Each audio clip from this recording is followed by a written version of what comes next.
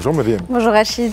Le Maroc et son système pénal en pleine transformation. Et c'est une bonne nouvelle. Et Média 24 nous indique que la réforme justement du code de procédure pénale qui entrera en vigueur le 8 décembre de cette année redistribue profondément les rôles au sein du parquet. À sa tête, Hicham Balaoui qui en détaille les nouveaux mécanismes. Filtrage obligatoire des dénonciations anonymes, circuit strict pour les affaires de deniers publics et encadrement renforcé des techniques spéciales d'enquête.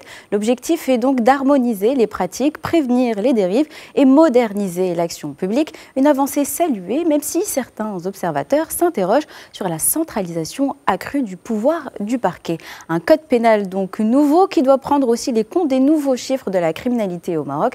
Et selon Le Matin, le premier rapport national d'analyse de la criminalité, fondé sur 20 ans de données pénales, a enfin été publié. Rien qu'en 2022, les tribunaux ont enregistré 1,17 millions d'affaires, un volume inédit et 1,48 million de personnes poursuivies. La création de l'Observatoire national de la criminalité en 2022 a permis d'unifier des archives auparavant dispersées, offrant une lecture continue de l'évolution pénale depuis 2002. Les tendances montrent une hausse structurelle sur 2 décennies avec des pics marqués en 2005 et 2014 et plus de 11 millions d'affaires traitées. Une base de statistiques inédite qui servira à orienter donc des politiques publiques plus ciblées. Et enfin, le 360 publie, lui, un billet signé Zineb Ibn Zahir qui rappelle que derrière les réformes juridiques, les lois et les infrastructures, la première clé reste la civilité. L'autrice décrit un Maroc où parfois l'on peine toujours à respecter l'ordre établi, que ignorer, agents d'accueil débordés, comportements civiques sur la route, feux rouges contournés, ronds-points pris en sens inverse ou voies interdites empruntées par habitude. Pour elle, tant que la peur de la sanction primera sur la conscience du danger, aucune réforme ne pourra porter pleinement ses fruits. Elle considère donc qu'il faut un sursaut collectif de discipline pour que les transformations en cours produisent des résultats durables. Effectivement. La presse revient aussi sur cet accord qui a été signé et qui pourrait mettre fin à la guerre à l'est de la RDC. Oui, c'est ce que l'on souhaite, une guerre qui fait des millions de victimes. Et selon Le Devoir, Kinshasa et le mouvement M23 ont signé samedi au Qatar une nouvelle feuille de route vers un accord de paix global pour l'est de la RDC. Ce cadre succède à la déclaration de principe de juillet dernier, censée établir un cessez-le-feu permanent, mais resté largement théorique. L'accord, qui comporte 8 chapitres consacrés aux causes profondes du conflit, a été paraphé en présence de médiateurs qataris et américains. Un processus qui inclut la libéralisation des prisonniers, la surveillance du cessez-le-feu, l'accès humanitaire, la restauration de l'autorité de l'État, la gouvernance participative, la relance économique, mais surtout la justice transitionnelle. Et dans le même sens, Actualité CD rapporte que l'accord ne contient toutefois aucune clause contraignante, comme l'a reconnu le représentant du M23, qui voit davantage un point de départ qu'un changement sur le terrain. Kinshasa, de son côté, affirme vouloir créer dans les plus brefs délais des conditions tangibles d'amélioration pour les populations affectées, en assurant qu'aucun statu quo n'est acceptable. En effet, la RDC insiste sur la protection des civils, la sécurisation des corridors humanitaires et un engagement surtout rapide des deux parties. Ces garanties se heurtent à une situation militaire toujours instable. On sait que les conflits se poursuivent dans le nord et le sud Kivu et les deux camps s'accusent presque quotidiennement de violer le cessez-le-feu. Ce nouvel accord intervient alors aussi que la pression régionale s'intensifie.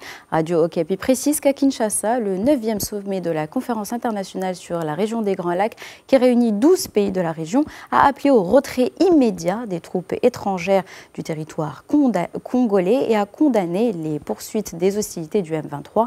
Les pays participants ont réaffirmé leur attachement au dialogue, à la souveraineté et à la non-ingérence, tout en soutenant les efforts visant aussi à neutraliser les forces démocratique de libération du Rwanda, un point toujours très sensible dans les relations entre Kinshasa et Kigali. En somme, un conflit qui tente d'accorder surtout des intérêts divergents, à défaut de civils qui continuent, eux, de subir de plein fouet ces tensions pointées du doigt par l'ensemble de la communauté internationale. La presse s'intéresse aujourd'hui à un autre conflit qui dure depuis bientôt 3 ans, celui entre l'Ukraine et la Russie. Oui, selon France 24, Emmanuel Macron recevra aujourd'hui à Paris le président ukrainien Volodymyr Zelensky pour une visite consacrée à la réaffirmation du soutien français à Kiev. Il s'agit de la 9e venue du chef d'État ukrainien en France depuis le début du conflit avec la Russie. en 2022, qui a donc commencé il y a bientôt 3 ans, l'Élysée indique que cette rencontre vise à renforcer la dynamique autour des garanties de sécurité promises à l'Ukraine par la coalition internationale de pays volontaires et à approfondir la coopération bilatérale dans les domaines énergétiques, économiques et de défense, alors que l'armée ukrainienne fait face à une pression renouvelée sur plusieurs fronts. Et dans la région, le conflit continue d'alimenter d'autres tensions chez les voisins. Reuters rapporte que la Pologne rouvrira aujourd'hui 2 points de passage à sa frontière avec la Bélarus, fermée en septembre après des exercices militaires russo-biélorusses et l'intrusion de drones présumés russes dans son espace aérien. Varsovie présente cette action comme un geste pragmatique destiné à rétablir le flux de personnes et de marchandises très attendu par les transporteurs et les travailleurs transfrontaliers.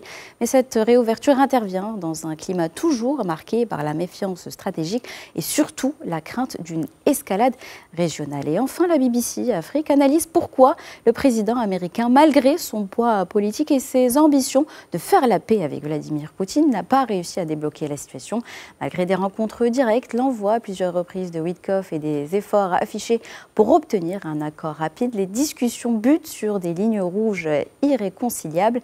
Moscou exige la reconnaissance de sa souveraineté sur 5 régions ukrainiennes, la neutralité de Kiev et une réduction drastique de l'armée ukrainienne, des conditions jugées inacceptables par Washington comme Kiev, un blocage donc profond aggravé par la multiplication des tensions nucléaires entre la Russie et les États-Unis, ce qui complique toute perspective de sortie de crise. Bref, une guerre qui dure et dont l'équation pour arriver à une paix durable reste encore à définir. Effectivement. Nous sommes aujourd'hui le lundi 17 novembre 2025. Quel autre 17 novembre avez-vous choisi dans l'histoire? Un beau lundi pour commencer évidemment un autre cours d'histoire. Et ce 17 novembre, je vous emmène en 1869 et sous les yeux de délégations venues du monde entier, le canal de Suez est inauguré. Un ruban d'eau de 160 km creusé au cœur du désert qui relie enfin la Méditerranée à la mer Rouge. Ce jour-là, l'Afrique ne se contente pas d'accueillir un chantier, elle change la carte du monde. Pour la première fois, les navires n'avaient plus besoin de contourner le continent par le cap de Bonne-Espérance. L'Orient et l'Occident étaient reliés en ligne droite.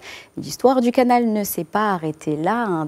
Un siècle et demi plus tard, l'Égypte continue de faire vivre ce symbole. En 2015, le président Abdel Fattah el-Sisi inaugure en grande pompe encore une nouvelle voie du canal de Suez, parade navale, ballet aérien, invités venus du monde arabe, d'Afrique et d'Europe. Objectif, doubler la capacité de passage, réduire le temps d'attente des navires et renforcer le rôle du canal devenu l'une des artères vitales du commerce mondial. Aujourd'hui, près de 20 000 navires y transitent chaque année, 1 milliard de tonnes de marchandises, dont la moitié d'hydrocarbures. Enfin, le canal rappelle surtout la place du continent africain, façonneur des grandes routes du monde. Merci beaucoup, Mariam Kokaïna, pour ce cours d'histoire. Et puis, évidemment, avant cela, pour la revue de presse.